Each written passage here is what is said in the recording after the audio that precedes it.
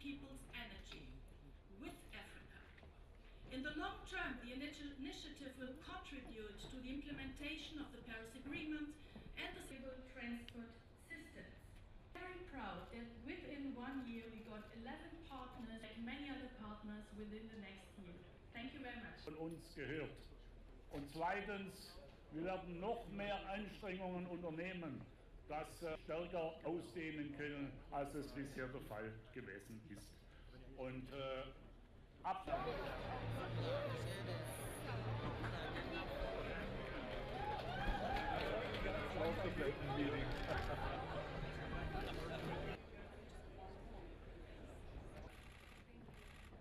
So I would like to first welcome State Secretary and the UNFCCC as our hosts in this bond zone today. I'm very proud that it happened at the Cancun COP, and look at where we're... Excellencies, distinguished guests, ladies and gentlemen, Bula Vinaka, good and bad, and a very good evening to you all.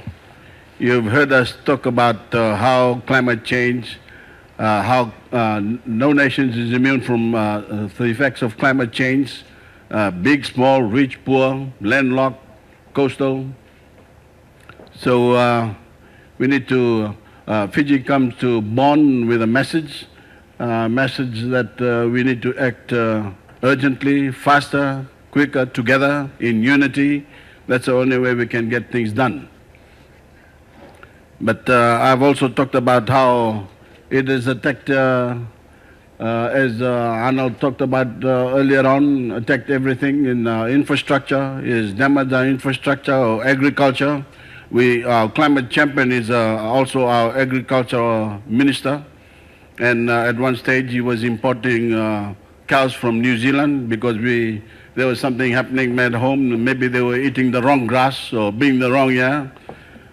So they were not producing the right amount of milk.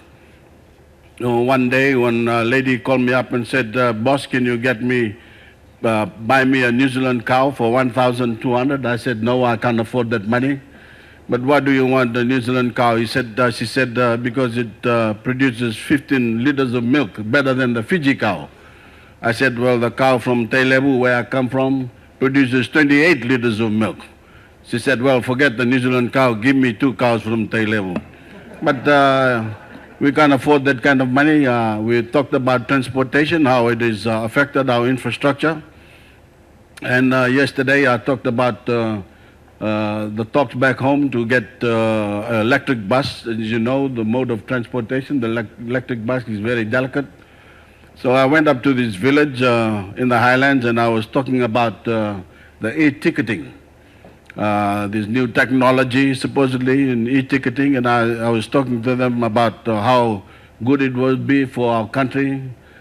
And then somebody from the back of the room said, Mr. Prime Minister, we've heard how nice it is, this e-ticketing you're talking about, but please first bring us the bus. The bus, yeah. But for me to bring the bus to that village, I have to have money for infrastructure, and that's something that climate change has been damaging every 5 minutes back home. But Bula Vinaka, and good evening to you all. Over the past 2 days here in Bonn, Your Excellencies, I've become even more convinced of the power we can draw from the energy and enthusiasm of local and regional leaders in our mission to tackle climate change. And the reason for my confidence is that so many of you have already demonstrated how to make decisions and implement them, to get the job done, so to say. You also understand better than most that solving these challenges is a great opportunity for practically improving the lives and the livelihoods of the people in your communities. As local and regional leaders, you have the decision-making power to introduce the latest innovations in energy technologies, in transportation solutions, and a host of other innovations to improve the delivery of service. And by partnering together and sharing best practices in moments like this, we can all continually improve the way in which we deliver outcomes for our people. I was struck yesterday during the American Pledge when I heard the mayor of Pittsburgh talk with passion about the transformation of his own city, one that has already grappled with its transition from a 20th century economy to a 21st century economy. Let's not forget that the local football team in Pittsburgh is called the Steelers. This was a city that made steel from coal, and now it is leading the way towards a vibrant new economy based on sustainable innovation. What a fantastic example. The point I want to make is, thank you. The point I want to make is that this is the journey every community on earth needs to make, but need not fear, because there is promise in this path. And when these examples multiply, it provides confidence to those who are hesitant, because change is hard, but we've got to make the change. Indeed, change is inevitable. The stories that you've heard today demonstrates without doubt that it is possible to make the change and arrive somewhere better. Friends, you have learned, you have lessons that as you leave here, to take back home and lend a hand to raise the ambition in your national climate plans, and that is of huge value to the implementation of the Paris Agreement.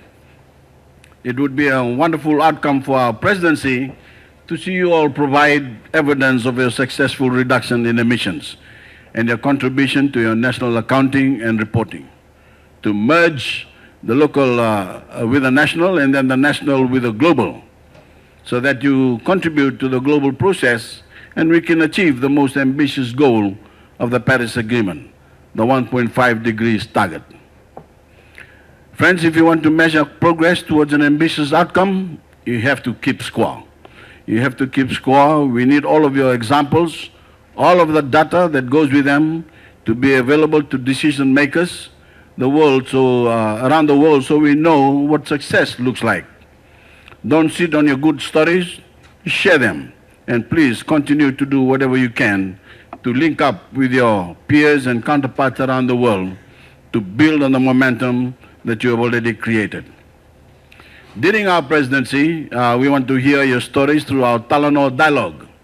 And we also want to know that your national governments have heard those stories, that they have also engaged in Talanoa with you, because that's how we're going to raise ambition in our NDCs. I want to thank our co-host, the Mayor of Bonn and the Minister President of the state of North Rhine-Westphalia, and also acknowledge the contributions of the German organizations BMZ and BMUB. And of course, our great partners, the German government. And now, friends, that's enough from Frank. Let's hear from Annie. Arnold Schwarzenegger, the former governor of California, is a man of action, a man of climate action who, when governor, signed into law one of the most ambitious climate programs in the world. As chair of the R20, he has continued that leadership by elevating the role of subnational governments around the world, something that is at the heart of our grand coalition. And he's certainly a man I'm delighted to have on my side as we campaign for more ambitious climate action. Winaka Bagalewu, thank you. God bless you all. Over to you, Anna.